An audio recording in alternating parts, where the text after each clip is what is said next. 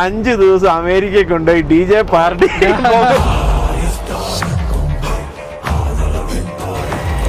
അപ്പോൾ നമുക്ക് സ്ഥിരം പണികൾ കിട്ടും. നമുക്ക് എപ്പോഴും പ്രതീക്ഷിച്ചുകൊണ്ടിരിക്കണം. പ്രത്യേകിച്ച് ഫുൾ ലോഡാ വലിയുന്നേ.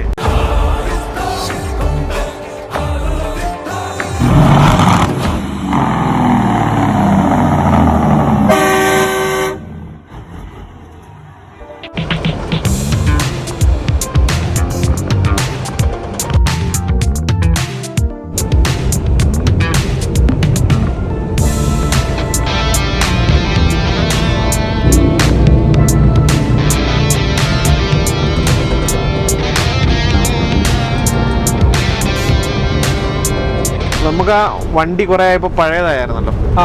ഓടി ഒരു 10 ലക്ഷം അടുത്ത് വന്നായിരുന്നു ബ്രോഡ വണ്ടി. അപ്പൊ നമുക്ക് സ്ഥിരം പണികൾ കിട്ടും. നമുക്ക് എപ്പോഴും പ്രതീക്ഷിച്ചുകൊണ്ടിരിക്കണം. പ്രത്യേകിച്ച് ഫുൾ ലോഡാ വലിയുന്നേ. അപ്പൊ ഞാന് കൊച്ചിന്റെ ബർത്ത്ഡേക്ക്, അയ്യാച്ചന്റെ ബർത്ത്ഡേക്ക് ഞാൻ ഇങ്ങനെ ജനുവരി 29-നാണ്. അപ്പൊ നമ്മളത് പ്ലാൻ ചെയ്യുക.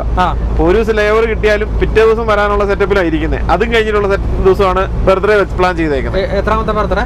ഒന്നാമത്തെ, ആദ്യത്തെ ബർത്ത്ഡേ. അപ്പൊ നമ്മൾ അതൊരു കാര്യങ്ങളൊക്കെ സംഭവങ്ങളെല്ലാം മേടിച്ചു വെച്ചു, ഡെക്കറേഷൻ ഐറ്റംസ് എല്ലാം മേടിച്ചു വെച്ചു.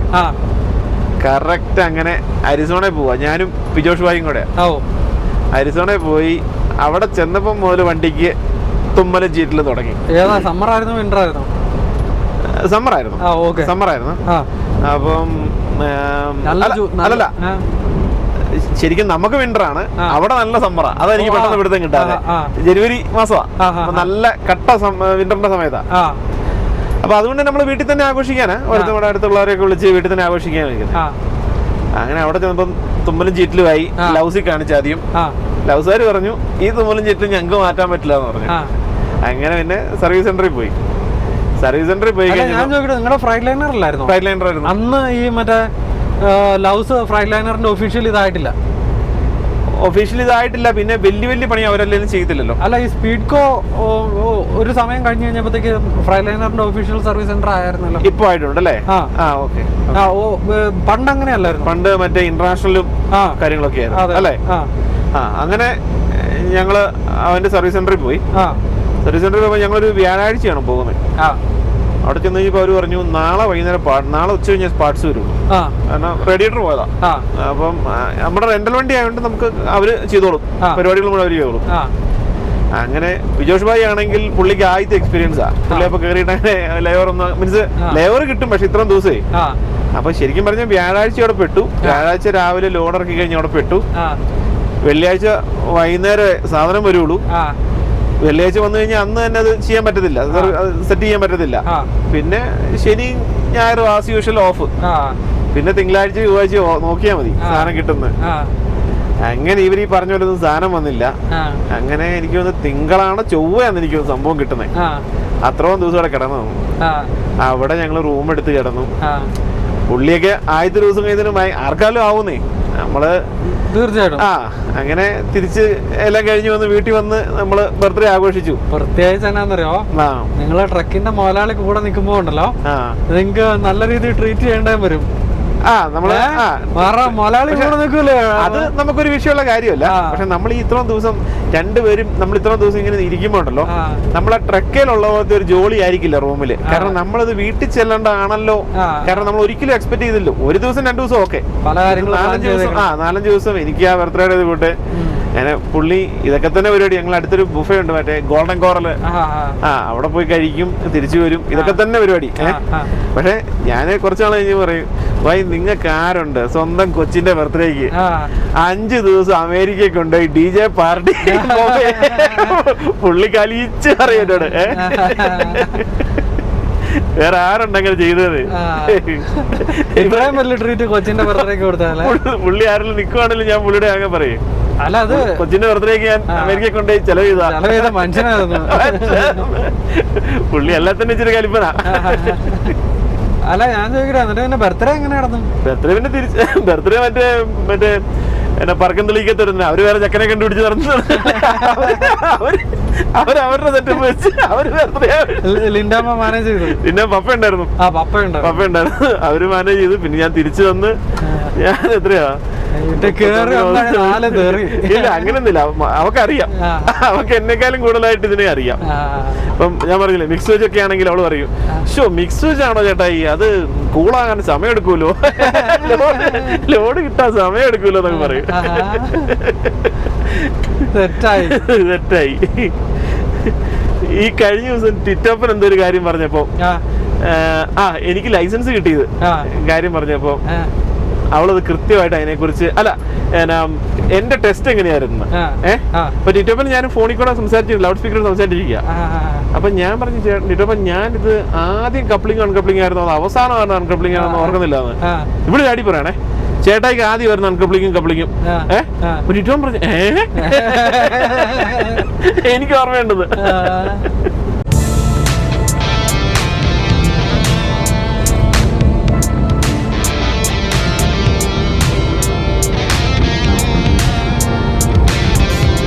അടുത്തയാഴ്ച മൺഡേ ലീവിംഗ് ആണെന്നാ പറഞ്ഞേ. മൺഡേ ലീവിംഗ് ഒരു വെറൈറ്റി ട്രിപ്പ് കിട്ടിയാൽ മതിയായിരുന്നു. വെറൈറ്റി എങ്ങോട്ടാ ഉദ്ദേശിക്കുന്നേ?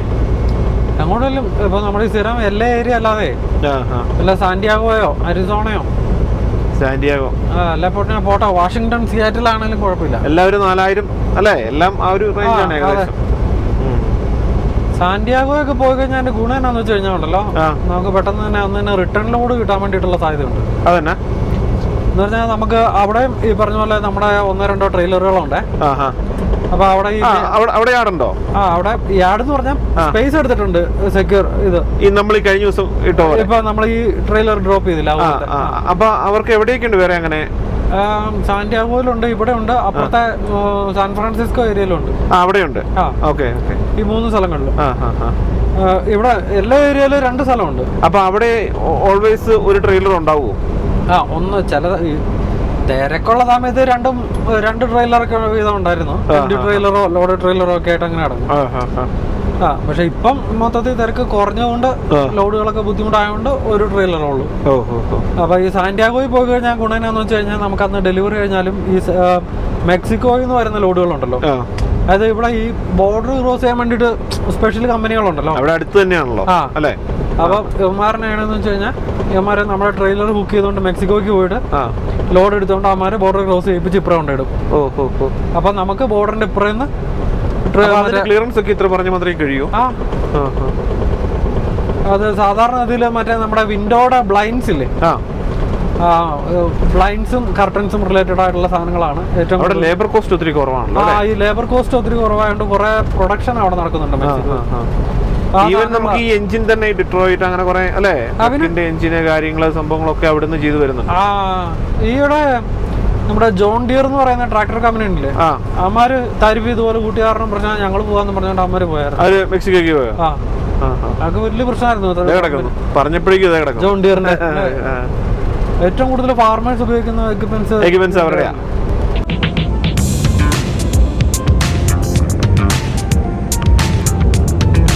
വയോമിങ്ങിലെ മെഡിസിൻ ബോ എന്നൊക്കെ പറയുന്ന സ്ഥലത്തിനോട് അടുക്കുമ്പോഴത്തേക്കും ഉണ്ടല്ലോ ഭയങ്കര കാറ്റാണ്. അപ്പം ലൈറ്റ് വെയിറ്റ് ആയിട്ടുള്ള ട്രെയിലേഴ്സ് എല്ലാം പോവരുത്, മറിഞ്ഞു വീഴുന്നുള്ള വാണിംഗ് ഒക്കെ ഇപ്പോൾ നമ്മൾ കണ്ടത് കേട്ടോ.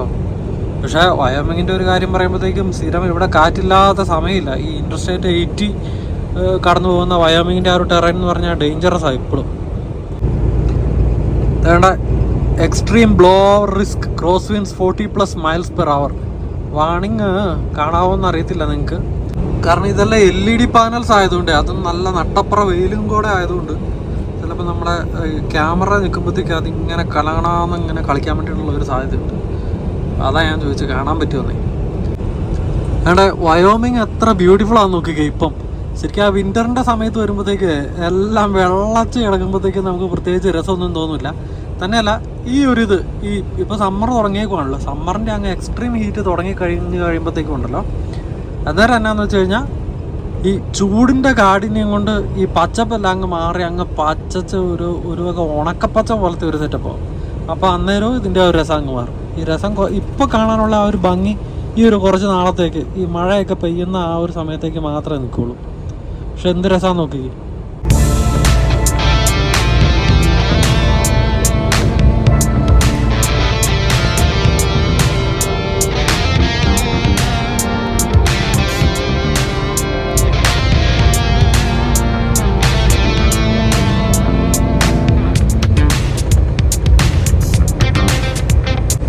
ഏതാണ്ട് നിങ്ങൾ അങ്ങകലെ ആ മേഘം ഒരു പ്രത്യേക ഷേപ്പിൽ നിൽക്കുന്നുണ്ടോ? സാധാരണ കാണുന്ന മേഘം അല്ലാതെ ഏതാണ്ട് വലിച്ചു നീട്ടിയ മാവ് പോലെ.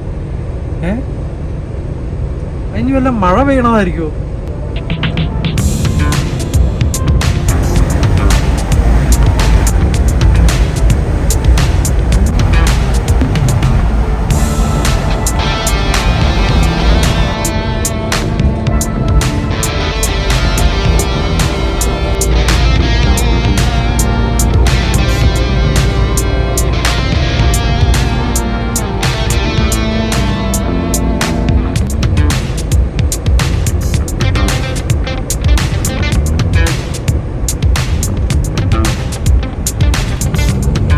കാറ്റിന്റെ ശക്തി അതിഭയങ്കരമായതുകൊണ്ടാണ് മറ്റേ ആ കുതിരകളെല്ലാം കൂടെ ഒരുമിച്ച് നിൽക്കണേ, ഈ കാറ്റിനെ പ്രതിരോധിക്കാൻ വേണ്ടിയിട്ട്.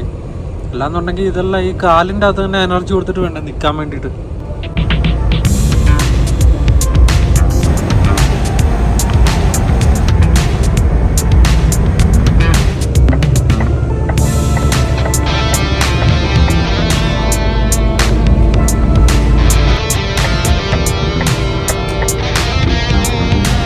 കാറ്റിൻ്റെ ശക്തി മാരകമായതുകൊണ്ടാണെന്ന് തോന്നുന്നു കേട്ടോ. വണ്ടികളെല്ലാം ഈ 4x ഫ്ലാഷേഴ്സ് ഇട്ട് പയ്യാണ് പോകുന്നത്.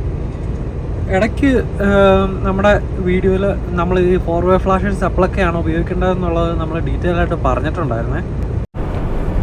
എന്നാലും നമ്മുടെ ആ വീഡിയോ കാണാത്തവരായിരിക്കും നമുക്ക് ഇടയ്ക്കൊക്കെ ഇതുപോലെ 4x ഫ്ലാഷേഴ്സ് ഉപയോഗിക്കുന്ന കാര്യം വരുമ്പോഴത്തേക്കും നമ്മളോട് ഹസാർഡ് ലൈറ്റ് സാധാരണ ഇതിൽ നമുക്ക് എന്തെങ്കിലും അപകടം പറ്റി കിടക്കുമ്പോഴല്ലേ ഉപയോഗിക്കുന്നത് എന്നുള്ള ഒരു ഇത്.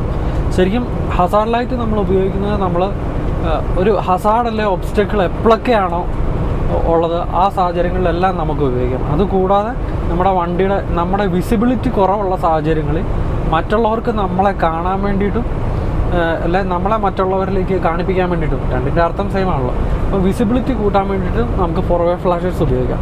ഇപ്പം പ്രത്യേകിച്ച് ഫോഗുള്ള സാഹചര്യങ്ങളിൽ അല്ലെ നന്നായിട്ട് മഴ പെയ്യുന്ന സാഹചര്യങ്ങളിൽ, ഇപ്പോൾ നമ്മൾ ഈ വൈപ്പർ നല്ല സ്പീഡിൽ ഇടുന്ന സാഹചര്യമില്ലേ, അപ്പോൾ അങ്ങനെയുള്ള സാഹചര്യങ്ങളിൽ അല്ലെ നമ്മൾ മനഃപൂർവ്വം എന്തായാലും നമ്മുടെ വണ്ടിക്ക് മെക്കാനിക്കൽ ഇഷ്യൂ ഉള്ളതുകൊണ്ട് ഒരു ഇച്ചിരി സ്ലോ ആയിട്ടാണ് പോകുന്നത്, അങ്ങനെയുള്ള ഒരു സാഹചര്യം അല്ലെ ഇപ്പം മഴയത്തൊക്കെ വണ്ടി ഓടിക്കുന്ന അല്ലെ സ്നോയിൽ വണ്ടി ഓടിക്കുന്ന സാഹചര്യത്തിൽ കോൺഫിഡൻ്റ് അല്ലാത്ത ഡ്രൈവേഴ്സ് ഉണ്ടായിരിക്കുമല്ലോ. അപ്പം മറ്റുള്ളവർ പോകുന്ന അതേ സ്പീഡിലായിരിക്കുമല്ലോ നമ്മൾ പോകുന്നത്.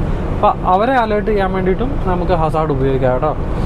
അപ്പം നമ്മളിപ്പോൾ പറഞ്ഞത് ഇപ്പം നമ്മൾ ഇത്രയും നേരം കണ്ടുകൊണ്ടിരുന്ന ആ വലിയ ട്രക്കും അല്ലെ കാറുകാരനും ഒക്കെ പ്രോബബ്ലി ഈ നല്ല കാറ്റുണ്ടെന്നുള്ള വാണിംഗ് ഉണ്ടല്ലോ നമുക്കിവിടെ. എന്ന് പറഞ്ഞാൽ സാധാരണ ഇവിടെ ഉള്ള അത്രയും വലിയ കാറ്റൊന്നും ഇല്ല കേട്ടോ, അത് വേറെ കാര്യം. അപ്പോൾ അവരെല്ലാം കാറ്റും കൊണ്ടായിരിക്കാം പയ്യെ പോകുന്നതും അതോടൊപ്പം 4x ഫ്ലാഷേഴ്സ് ഇടുന്നതും.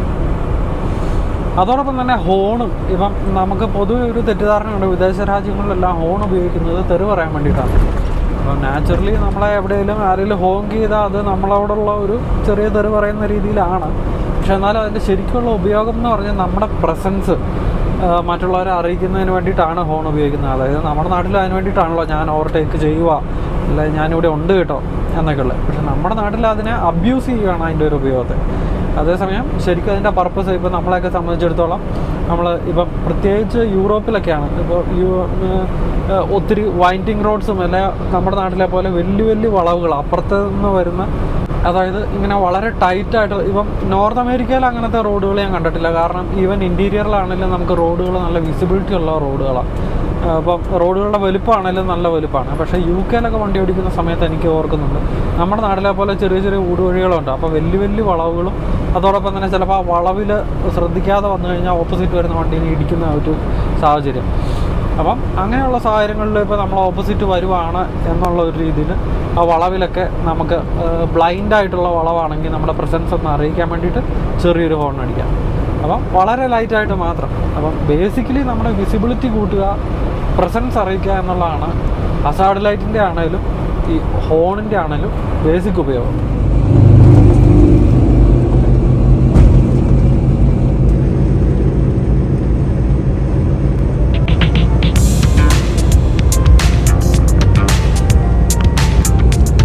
അങ്ങനെ നമ്മൾ വയോമിങ്ങിലെ എൻ്റെ ഫേവറേറ്റ് ആയിട്ടുള്ള ഒരു കയറ്റം, ചെറിയൊരു മലയാണ് ഇത്, മെഡിസിൻ ബോയ് ഏരിയ എന്ന് പറയും. നമ്മുടെ ലിങ്കൺ റെസ്റ്റ് ഏരിയ ഒക്കെ ഈ ഒരു ഏരിയ എൻ്റെ ഫേവറേറ്റ് ആവാൻ കാരണം എന്താണെന്ന് വെച്ചാൽ ഈ ഒരു ഏരിയ ഫോട്ടോഗ്രാഫിപരമായിട്ട് നല്ല അടിപൊളി കിടിലൻ വിഷ്വൽസ് ഒക്കെ ഉള്ളൊരു സ്ഥലമാണ്.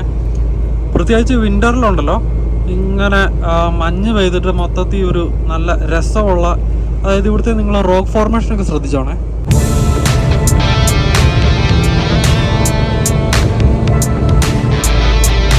റോക്ക് ഫോർമേഷൻ ഒക്കെ ശ്രദ്ധിച്ചു കഴിഞ്ഞാൽ നല്ല ഒരു റെഡിഷ് കളറിലുള്ള റോക്ക് ഫോർമേഷൻ ആയിരിക്കും.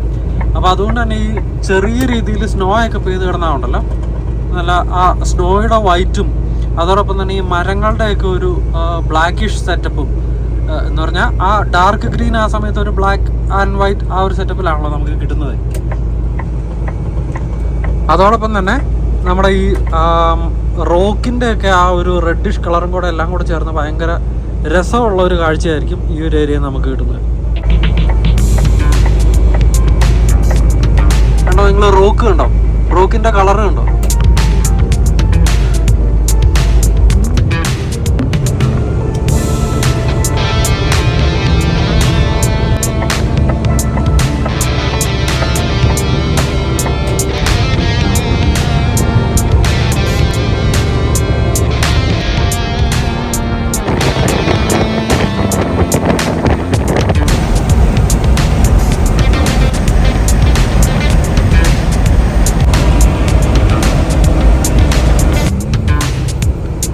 ഗോൾഡൻ അവർ തുടങ്ങിയപ്പോഴത്തേക്കും ഉണ്ടല്ലോ എന്ത് രസമായി നോക്കിക്ക്, നല്ല കിടിലൻ എന്നാ ഒരു വൈബ്രൻസ് വിഷ്വൽസിനെല്ലാം കൂടെ കേട്ടോ. പക്ഷെ പ്രശ്നം എന്നാന്ന് വെച്ചാൽ നേരത്തേക്ക് ബഗ് മുഴുവൻ അടിച്ചിട്ട് നമ്മുടെ വിൻഷീൽഡ് ഡേർട്ടിയായി.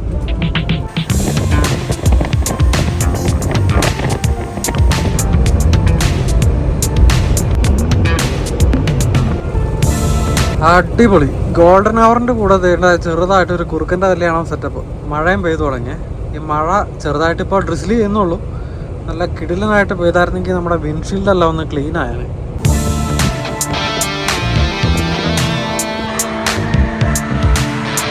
വേണ്ട നിങ്ങൾ ഈ സെറ്റപ്പ് നോക്കിക്കോണേ. ഫ്രണ്ടിലേക്ക് ഇങ്ങനെയാണെന്നുണ്ടെങ്കിൽ ചെറിയൊരു മഴയൊക്കെ പെയ്ത് വിൻഷീൽഡിൽ കിടക്കുന്നതിൻ്റെ ഒരു ഇതും സൈഡിലേക്ക് നോക്കിക്കോണേ.